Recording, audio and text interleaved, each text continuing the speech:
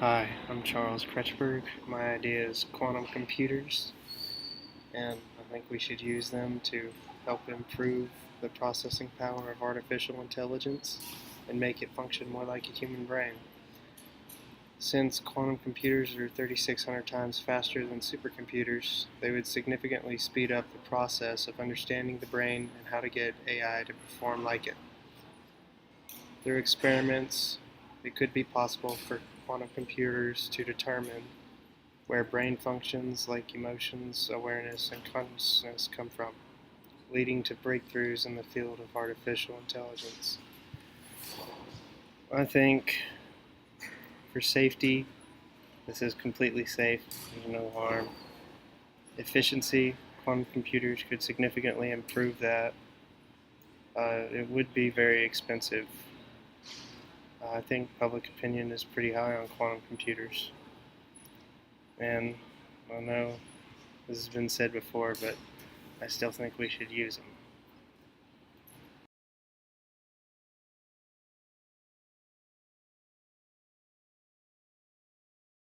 Hello, my name is Nora Cheshmawala, and my idea is to come up with a monitoring app. Now, this app would be a smartphone app, and I would set it up much like the data mining apps that are in use today, where it would track a person's location, their social media habits, their buying habits, um, their speech, and how they interact with other people, things like that.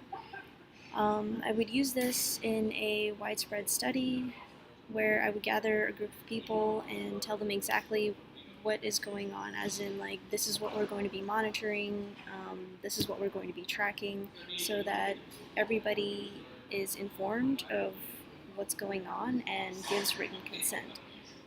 And I would only use this data to improve AI for public services, so something like a public transit system where um, this app tracks the buses that you use on a daily basis, and gives you the times and locations of the next one that's coming, or it upgrades a DMV website to better suit the public's needs. I would not use this for private profit like most data mining apps are using today. Um, Now, this idea would solve the ethics problem with most data mining apps, in that they do not give informed consent. They do not tell you what they are tracking. They do not tell you what they are monitoring. But in this case, everyone would know. Um,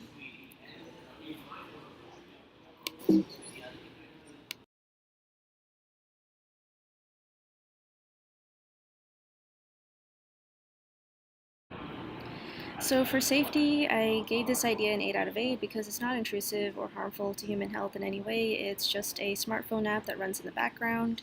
For efficiency, I gave it a 3 out of 6 because while it is available for anyone who has a smartphone, it would probably be very difficult to recruit people for the study and to convince them that we are not using this for private profit, we are using it for public benefit, and this will not be used in any malicious way. Um, for cost, I gave it a 4 out of 5 because it would be fairly cheap and easy to implement. The initial cost would be where most of the money goes to, as far as hiring a developer to create this app in the first place and to recruit people for the study. Um, However, I feel like once um, the app is already in place and people have already um, downloaded it to their phones, it would be really cheap to maintain. For public opinion, I gave it a 5 out of 5 because, unlike most data mining apps, it doesn't violate rights and ethics. This is something that is done with informed consent, and it is being used to give back to the community. Um, for innovation, I rated it a 1 out of 6 because it's not really a new idea by any means. It's just an improvement on one that's already in place, where people are being passively tracked and monitored, um, but this does so without violating their rights. So for total score, I gave it a 21 out of 30.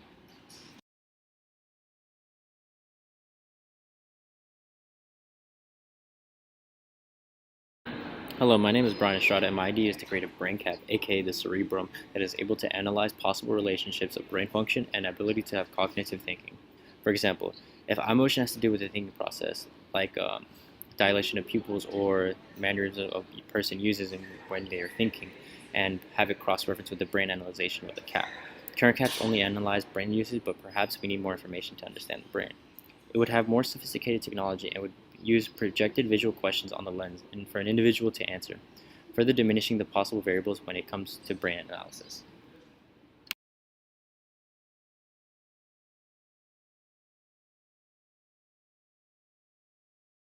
For safety, I give it a 6 out of 8 because of the possible short-circuiting of the brain cap. However, that is a very small chance of happening. Efficiency, I rated a 4 out of 6 because it is an improvisation of the already existing brain cap. Cost, I rated 2 out of 5 because it'll be fairly expensive since it is new technology. Public opinion, I think it's a 5 out of 5 because brain caps already do exist and are being used today.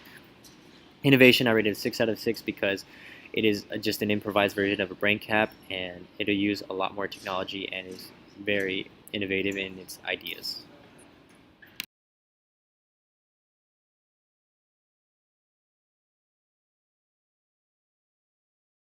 Hi, my name is Nijo Alex, and my idea design was robot surgeon. Right now, we have some machines in the medical field like Rosa and Da Vinci and all those equipments that do minimal stereotatic assistance for nurses and surgeons with human supervision. So, by reverse engineering the brain, we can advance AI, improve AI in such a way that it can think as a surgeon and do a surgery exactly like a surgeon would do. This can this is done by surgical cameras and all those stimulators that can go inside the veins and inside the body of a human being, and they can manipulate what has to be done, just like a surgeon would do. Potential errors that can be caused by a human surgeon can be avoided through the use of advanced robot designed for surgery. And for the design criteria, for safety, it's not really a safe idea because a damaged human being is brought in front of a robot to be fixed, which is not really recommended. So I graded it 2 out of 8. And for efficiency, uh, compared to human surgeons, robot doctors can be better than human surgeons. So I gave it a rating of 4 out of 6, but still it can be less efficient than a human doctor because AI cannot think exactly like a human doctor. For cost, I gave it 2 out of 6 because even if we have advanced AI, a human surgeon make a robot that has all the capabilities of a human surgeon will cost us millions of dollars, which is still compared better than paying a $200,000 per year for a human surgeon. For public opinion, I gave it 2 out of 5 because public wouldn't love a doctor to treat themselves when they're in pain or when they're in a OR trying to heal themselves. They won't like a robot to fix them. They would rather prefer a human surgeon who knows its stuff, who has gone through med school. For innovation, I still give it 2 out of 6 because we already have devices that's doing these stuff. Creating a device that does more than this is not much innovative, but it is helpful towards mankind.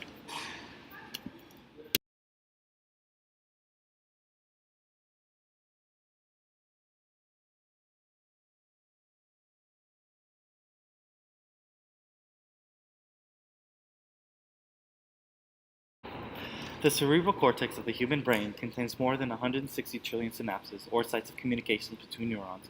Each neuron receives synaptic inputs from hundreds or even thousands of different neurons, and each sends outputs to a similar number of target neurons spread out over a large distance. Thus, deciphering these neurons can become an enormous challenge for people who are trying to reverse engineer the brain.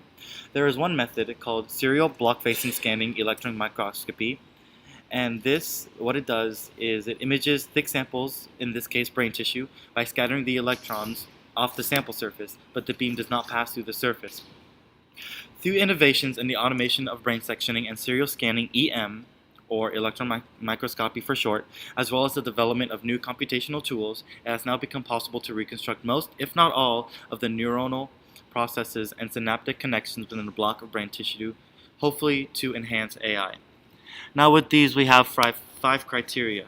We have safety, we have efficiency, cost, public opinion, innovation. For safety, I believe it is a really safe way because you're getting brain tissue from not from humans, but also from rats and flies to analyze how the brain works. So I gave the score a 7 out of 8 on safety. For efficiency, I gave it a 3 out of 6. Yes, it is really effective in a way, but it's also really slow because it is a really long process. So yes, it is effective in the long run, but short term, if you want process or if you want results immediately, it is not going to be the most efficient. The other one is cost. I rated this a 1 out of 5. It is really expensive because to get the electrons through, it has to go through a really high vacuum, and that's just going to be really expensive to make this a regular practice for everyday use to better enhance the brain. The next one is public opinion. I believe that people will see this as well because they're using fly brains and rat brains and human brains that are already dead, so you can already see the neurons instead of already going to a live person's brain and cutting through the tissue and being really invasive. So I believe the public opinion will be really good on this. And for innovation, this is a really good way to get samples of how neurons work, and that way so we can apply that neurons and how the communication works and hopefully program that so we can better enhance AI.